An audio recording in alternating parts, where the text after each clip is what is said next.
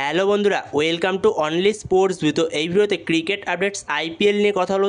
তো আইপিএলে 11 তারিখ সন্ধ্যে 7:30 থেকে সিএসকে ভার্সেস কেকেআর যে ম্যাচটা রয়েছে, তো সেই ম্যাচটা নিয়ে কিছুটা আলোচনা করব এই ভিডিওতে। তো সেই ম্যাচে দুই দলের লাইন আপস কীরকম হতে পারে এবং দুই দলের হেড টু হেডও একটু দেখে নেবো এবং দুই দলের শক্তি দুর্বলতা নিয়ে একটু আলোচনা করে নেবো। তো ভিডিওটি সবাই শেষ পর্যন্ত দেখতে থাকো, আর চ্যানেলে নতুন হয়ে থাকলে চ্যানেলটি সাবস্ক্রাইব করে পাশে থাকা বেল আইকনটি অন করে পাশে থেকো। তো সেইখানে আইপিএলে এই দুটো টিম মোট মুখোমুখি হয়েছে 30 বার। তো 30 বারের মধ্যে 19 বার জিতেছে সিএসকে আর 10 বার জিতেছে কেকেআর, আর তার মধ্যে একবার কোনো রকম রেজাল্ট আসেনি তাদের মধ্যে। আর আইপিএলে এই দুটো টিমের সাক্ষাৎকারে সবথেকে হাইয়েস্ট স্কোর হলো, যেখানে সিএসকে করেছে 235 আর কেকেআর করেছে 202। এদের দুজনের সবথেকে হাইয়েস্ট স্কোর দুজনের দেখায়। আর এদের দুজনের সবথেকে লোয়েস্ট স্কোর হলো, যেখানে কেকেআরের বিরুদ্ধে সিএসকে করেছে সবথেকে লোয়েস্ট স্কোর 114 আর সিএসকের বিরুদ্ধে কেকেআর করেছে 108। তো এদের মধ্যে সবথেকে লোয়েস্ট স্কোর হলো এটা। এছাড়াও সিএসকের মাঠে কেকেআরের ওভারঅল রেকর্ড খুব একটা ভালো না। তো এরপরে সিএসকে ভার্সেস কেকেআর দুই দলের যদি শক্তি দুর্বলতা নিয়ে কথা বলা যায়, তো সেখানে যদি প্রথমে সিএসকে নিয়ে কথা বলা যায়, তো সেখানে সিএসকে শক্তি বলতে গেলে তাদের বোলিং লাইন আপসটা খুবই শক্তিশালী। যেখানে সিএসকের বোলিং লাইন আপসে দুরন্ত বোলিং করছে খালিল আহমেদ, পাওয়ার প্লেতে দুরন্ত বোলিং করছে, যেখানে 10টা উইকেট পেয়ে গেছে সে এখনও পর্যন্ত। তো এছাড়াও স্পিন বোলিং লাইন আপসে নূর আহমেদ, সে অসাধারণ বোলিং করছে, যেখানে নূর আহমেদ সে 11টা উইকেট পেয়েছে। যেখানে সিএসকের এই দুটো বোলার খালিল আহমেদ এবং নূর আহমেদ মিলে 21টা উইকেট নিয়ে নিয়েছে অলরেডি।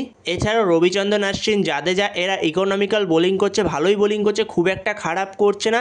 তো সেখানে সবথেকে এফেক্টিভ বোলিংটা করছে খালিল আহমেদ এবং নূর আহমেদ, তো দুরন্ত বোলিং করছে। এছাড়া Matheesha Pathirana death over specialist, তো সেও ভালো বোলিংই করছে। তো সেইখানে যদি সিএসকের বোলিং লাইন আপসটা পরের দিকে আরেকটু ভালো করতে পারে, তো সেটা সিএসকের জন্য আরেকটু ভালো হবে। যেখানে পাওয়ার প্লের পরে সিএসকের স্পিনাররা রবিচন্দ্রন অশ্বিন, তো সে কিছু কিছু ওভারে একটু বেশি রান খেয়ে যাচ্ছে, তো সেটাই সিএসকের জন্য একটু সমস্যা হচ্ছে।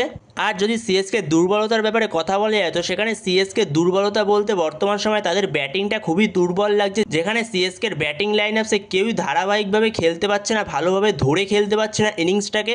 যদিও খেলছে খুবই স্লো ইনিংস খেলে ফেলছে যে কেউই। যেখানে আগের দিন ডেভন কনওয়ে যে ইনিংসটা খেলেছে, অবশ্যই ভালো ইনিংস খেলেছে, কিন্তু অত্যাধিক স্লো ইনিংস খেলে ফেলেছে। এর পাশাপাশি রাচিন রবীন্দ্র, সেও অনেকটাই স্লো ইনিংস খেলে ফেলছে। এর পাশাপাশি ঋতুরাজ গাইকোয়াড়, তার ব্যাট থেকেও ঠিকঠাক রান আসছে না। এছাড়াও শিবম দুবে, সে আগের বছরে যেই ফর্মে ছিল, তো সেই ফর্মে সে খেলতে পারছে না, তার ব্যাট থেকে ঠিকঠাক রান আসছে না। তো সেখানে সিএসকের ব্যাটিং অর্ডারটা একটু সমস্যায় রয়েছে। তো সেইখানে সিএসকে এবং কেকেআর দুজনের লাস্ট ম্যাচটা হেরে আসছে। তো সেইখানে দুটো টিমই এই ম্যাচটা জেতার জন্য মরিয়াভাবে লড়াই করবে। তো এরপরে যদি কেকেআরের শক্তি দুর্বলতা নিয়ে কথা বলা যায়, তো সেখানে কেকেআরের শক্তি দুর্বলতা বলতে গেলে কেকেআরের শক্তি হলো কেকেআরের বোলিং লাইন আপস। যেখানে কেকেআরের বোলিং লাইন আপসে দুটো স্পিনার, যেখানে সুনীল নারায়ণ এবং বরুণ চক্রবর্তী, তাদের সবথেকে বড় শক্তি। তো সেখানে মেনলি বলতে গেলে কেকেআরের স্পিন অ্যাটাকটাই সবথেকে বড় শক্তিশালী দিক। যেমন সিএসকেরও স্পিন অ্যাটাকটাই যেরকম শক্তিশালী দিক, তো সেরকমই সিএসকের মতনই কেকেআরও শক্তিশালী দিক তাদের স্পিন অ্যাটাক। তো সেইখানে এই ম্যাচে হয়তো স্টার্ট করতে চলেছে আবারও মঈন আলী। তো যেখানে কেকেআর হয়তো এই ম্যাচে আবারও 3টে স্পিনার নিয়ে যেতে চলেছে, যেখানে মঈন আলী, সুনীল নারায়ণ এবং বরুণ চক্রবর্তী। তো যেখানে কেকেআর হয়তো এই কোয়ালিটি 3টে স্পিনার নিয়ে যাবে এই ম্যাচে। তো সেই জায়গায় চিপকের স্পিনের খুবই ভালো সাহায্য পাওয়া যায়। তো সেই কারণে 3টে স্পিনার নিয়েই এই ম্যাচে যেতে চলেছে হয়তো কেকেআর। তো এছাড়াও যদি কেকেআর দুর্বলতার কথা বলা যায়, তো সেই জায়গাতে কেকেআর দুর্বলতা সেরকম খুব একটা কিছু নেই, কিন্তু কেকেআর বর্তমান সময় সেরকম ভালো খেলতে পারছে না। যেখানে কেকেআরের ওপেনিংয়ে খুবই গন্ডগোল হচ্ছে, যেখানে কুইন্টন ডিককের ব্যাট থেকে সেরকম ভালো রান আসছে না। যেখানে কুইন্টন ডিকক একটাই মাত্র ভালো ইনিংস খেলতে পেরেছে 5টা ম্যাচের মধ্যে, যেখানে রাজস্থান রয়্যালসের বিরুদ্ধে সে 97 রান করে, কিন্তু তারপর থেকে আর একটা ম্যাচেও সে রান করতে পারেনি। এবং ফার্স্ট ম্যাচটা যেটা আরসিবির সঙ্গে, তো সেই ম্যাচেও তার ব্যাট থেকে রান আসেনি। তো সেইখানে সুনীল নারায়ণের যে ভূমিকাটা, তো সেটা সে পালন করে দিচ্ছে। কিছু ম্যাচে হয়তো রান পায়নি, কিন্তু আগের দিনের ম্যাচটাতে সুনীল নারায়ণ যথেষ্ট ভালো খেলেছে। এছাড়া কেকেআর ক্যাপ্টেন আজিঙ্কে রাহানে, সে যথেষ্ট দায়িত্ব নিয়ে খেলছে। 3 নম্বরে ব্যাট করতে নেমে তো দুরন্ত খেলছে আজিঙ্কে রাহানে। তো সেখানে আজিঙ্কে রাহানে দুরন্ত বিল্ড করছে ইনিংসটাকে 3 নম্বরে নেমে। তো এরপরে ভেঙ্কটেশ আয়ার সানরাইজার্স হায়দ্রাবাদ ম্যাচটাতে তার ব্যাট থেকে ভালো রান আসলেও আগের দিনে যে লখনৌ সুপার জায়ান্টের ম্যাচটা, তো সেই ম্যাচটাতেও সে মোটামুটি ভালো খেলেছিল, কিন্তু আরেকটু ভালো খেলা তার দরকার ছিল।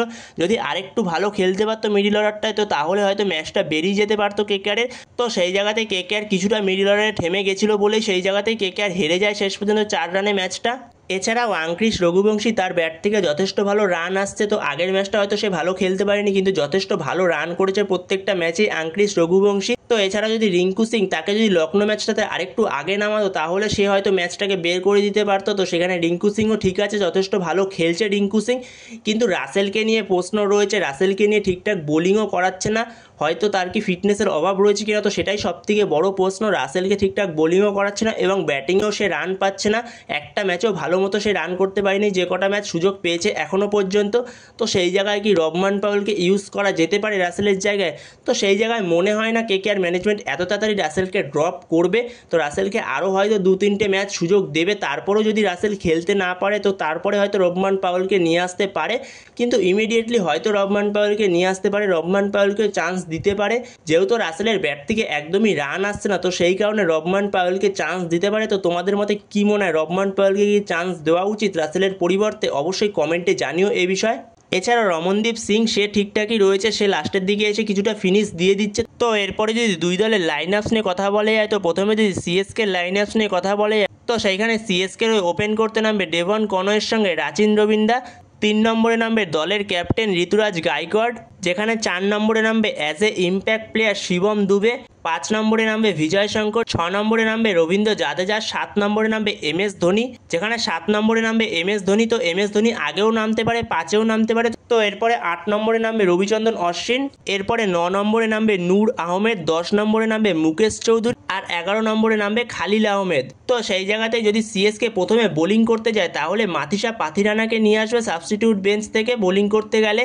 তো এরপরে যদি কেকেআরের লাইন আপস নিয়ে আলোচনা করা যায়, তো সেইখানে কেকেআরের ওপেন করতে নামবে কুইন্টন ডিকক সঙ্গে সুনীল নারায়ণ, যেখানে 4 নম্বরে নামবে আঙ্ক্রিশ রঘুবংশী। যদি ফার্স্ট ব্যাটিং করতে আসে কেকেআর তাহলে আঙ্ক্রিশ রঘুবংশী নামবে 4 নম্বরে, এরপরে 5 নম্বরে নামবে ভেঙ্কটেশ আয়ার, 6 নম্বরে নামবে রিঙ্কু সিং, 7 নম্বরে নামবে আন্দ্রে রাসেল, 8 নম্বরে নামবে রমনদীপ সিং।